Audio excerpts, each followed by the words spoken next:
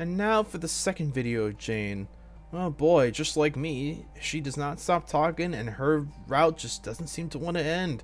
I have a bad feeling this is gonna be a common occurrence through the next 3 routes. Anyway, like, comment, subscribe, all that good stuff. Let's head on to the video. See you inside. Alright. Oh, so much talking. Oh my god, it's 12 minutes. Anyway, do we practice some self-care or do we solve a mystery? I'm gonna practice some self-care right now and drink some water. Hold up. Alright, I'm back. Yeah. Alright, so do we practice self-care or solve a mystery? Let's solve a mystery. It's been bothering you for a while, but someone who claims to follow in the footsteps of the very gustiest of gumshoes, Jane seems pretty unmotivated to find out who's been trying to murder her all these years.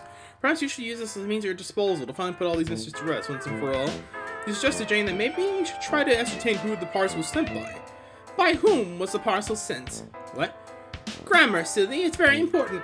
Oh, of course. You suppose you agree with that. After all, this is a text-based medium, and shoddy crafts can only ever obscure information. Yeah, so how about you stop being so shoddy there, Pesterquest? Grr. Proper adherence to linguistic conventions is of the utmost importance, and I'm sitting here not knowing how to speak, so I guess it all comes together. Ensuring the conveyance of salient details in a timely and comprehensible manner. But damn it, Jane, now isn't the time. You got a case to solve. Yes, alright. What exactly are you proposing that we do? There's very little evidence that we could feasibly collect.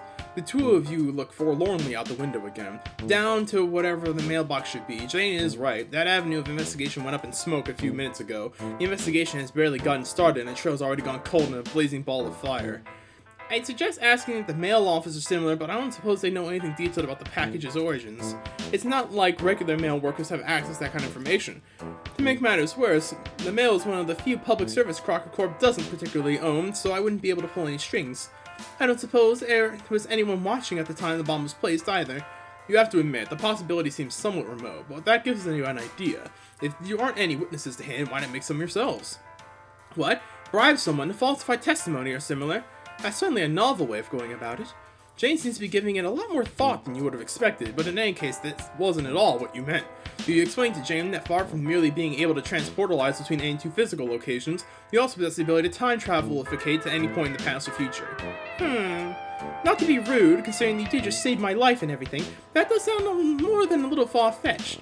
Jane seems pretty skeptical about this, but you honestly can't be bothered to work through all of her personal misgivings about her belief in the feasibility of time travel right now. You've been through this with more than a dozen people already.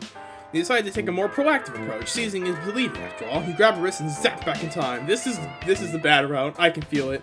This is not the good route.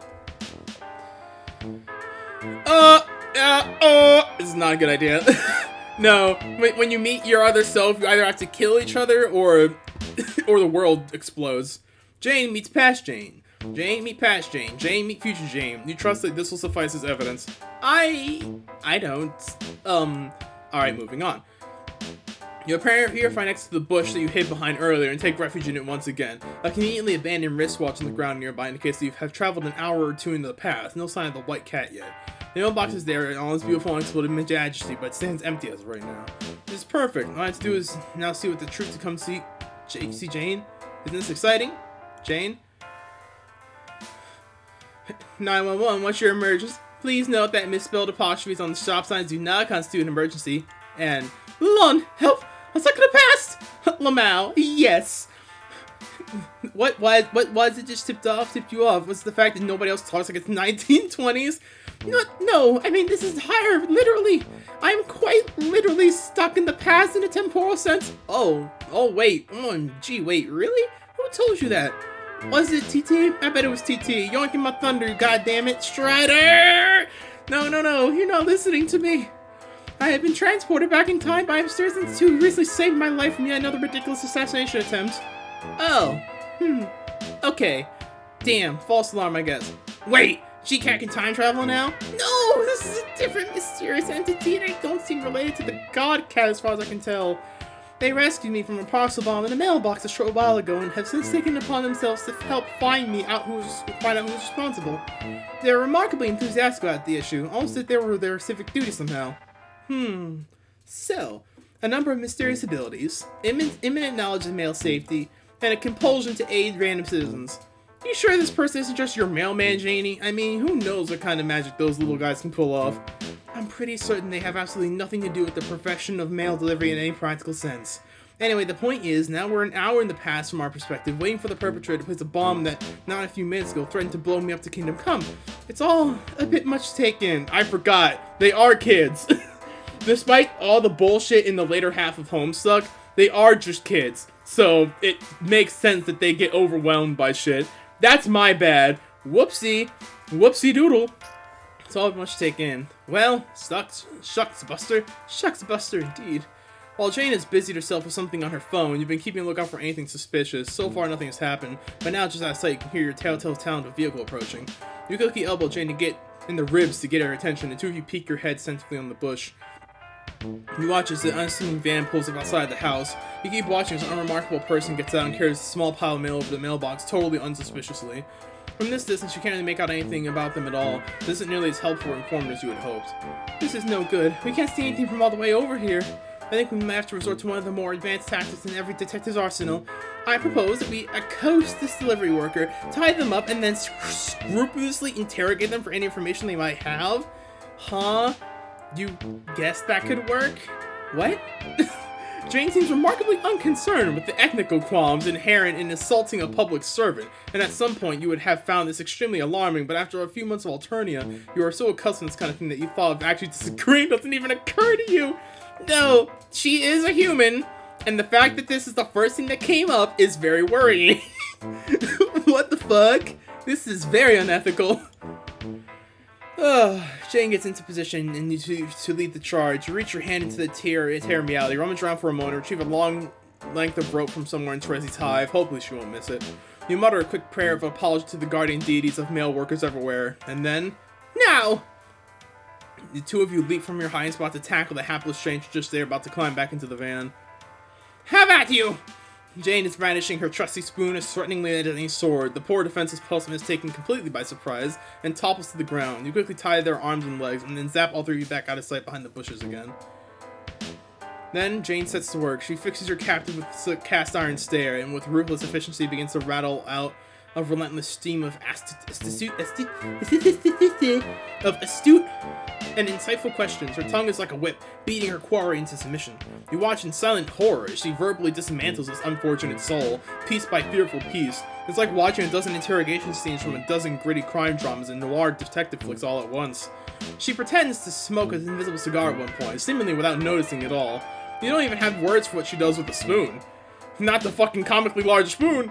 When Jane finally pauses to catch her breath, the nameless and faceless courier manages to choke out a few words and spill the beans. It was a scant few beans you were short, sorry to say. They say they don't know much. Hell, with the dame roughing them up like that, they can't even remember their own name. But they do remember the mysterious package marked "Handle with Care" addressed to the Crocker residence. They say they remember thinking there was nowhere else the package could have been headed. With a surname like that, it was only fitting, you know, with that big red spoon on the side of the box and everything. Jane doesn't say anything else. She just stands up and unties the prisoner. They are free to go. You flash him a look which you hope says something lines of, "I'm sorry for helping this distressed teenager tie you up in order to satisfy curiosity, and I appreciate your ongoing public service, but you've never been great at nonverbal communication." Huh. The notification rings out from Jane's phone. Perhaps chatting with a friend this time will offer her some comfort. You wander a short distance away, allowing Jane some space to process what happened. You learn the hard way that privacy is a fundamental right that should always be respected. How goes the investigation? Did you threaten a retail worker or something yet? OMG, Danny, you did, didn't you? God damn it, we talked about this. Jane, are you okay? No. I can't believe I'm typing this. The company, my company, it appears they were the ones who sent the bomb. Okay. You were right about them, I suppose. You being serious right now? You're not, like, pranking me for super hard for that mega lulz. No, of course not. I'm hardly in a joking mood. Jane, this is great. What? You're finally pulled through. The Banner Witch has the wool over your eyes, but not by no more. I'm so happy. What? No! This is awful! Oh, right. A fucking chorus, that's what I meant. What I meant was that... Just a moment! Alright. I'm doing y'all a huge favor, for those of y'all who are still watching, to skip through all of this. This is a good 3 minutes I'm gonna be skipping over, because I personally don't care. At this point, I've gotten this far into her route, and I was so damn tired about it, so I made a little summary. So, essentially, Jane rants to Roxy about her bottled up annoyances about all of her friends. Then, she tries to calm down but gets angry again, just like in later on in Homestuck. And then, after talking to her more about it for some whatever BS they were talking about, she finally calms herself down, and now that's where we're at now. You're welcome. Back to the video. See you inside. The ocean lawn, the abyssal infinite ocean. Can you imagine what that's like? Hey, dipshit. Hey, Sleuth McGee over here. She lives in the middle of a fucking ocean.